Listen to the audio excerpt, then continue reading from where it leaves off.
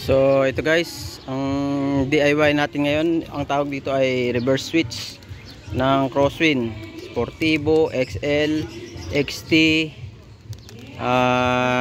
XUV, XUVi, XTi. So ito yung reverse switch nya. Ito yung ito yung kanyang code.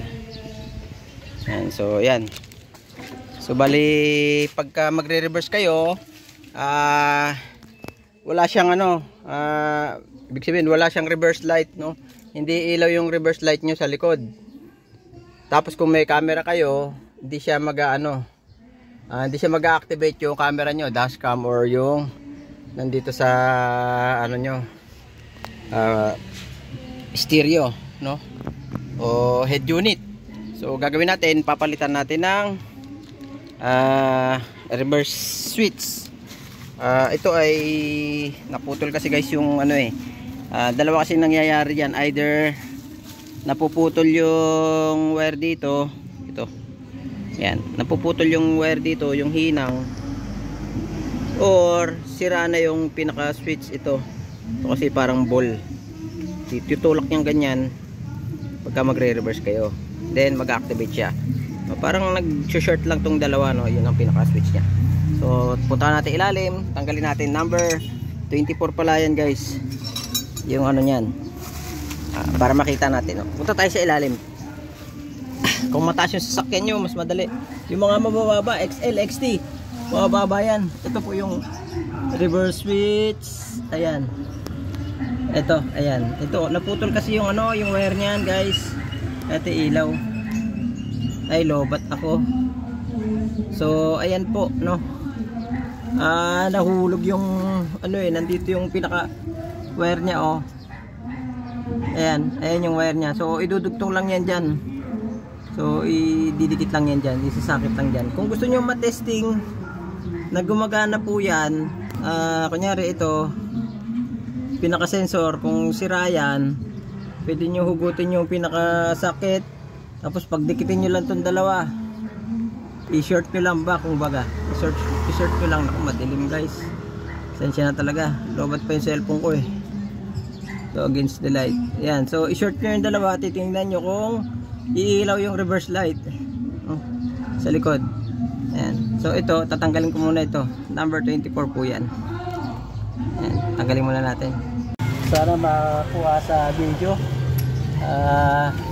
Gagamitan ko na siya ng impact rings na 24. Kasi ayan, tututo ko na lang. So ayan. So yun, tanggal na siya. Ayun na. Ayun. So ito na po. Yan. Ayan, sensor.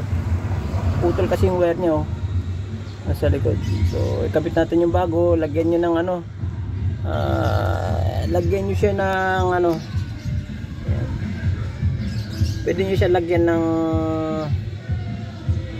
dito silicone, no? Beta gray dito para siya hindi tumagas, no? Kasi may langis po yan.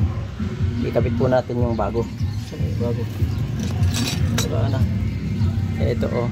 Ayan, so i-roscas nyo lang yun din ulit doon, tapos itong socket ay ikabit doon sa dati nya. So balik lang natin. So kabit na natin, no? Dito huwag kayo ng pamunas, punasan kasi meron langis yan eh. Ayan, ito, ayun, bitin lang natin. Ang hirap din maglagay nito eh, kasi parang tagilid kasi itong switch na to eh. Hindi maputol yung wire. Kasi wire eh.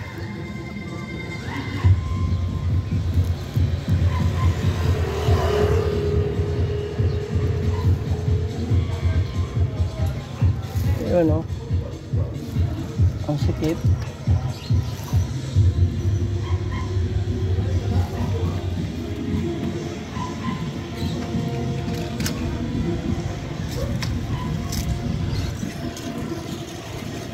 Yun, pumasok na. Yun, oh. Yun. Itong takip. Inano ko muna. Nilos ko muna kasi para hindi siya tumama dito kasi umiipit. Ayan, tsaka mas madaling higpitan mamaya ng box o open end wrench. Sana makita nyo yung ginagawa natin, guys. Dali lang naman to. Number 24 lang to. Magpapalit kayo. Napaka basic to pag wala kayong pag okay yung mga fuse. Ayan. Ayan, okay na. Tapos gamitan nyo ng ito. Pasok natin dito 24. Higpitan ko lang muna, hindi kasi makikita guys sa camera na. Ito muna natin.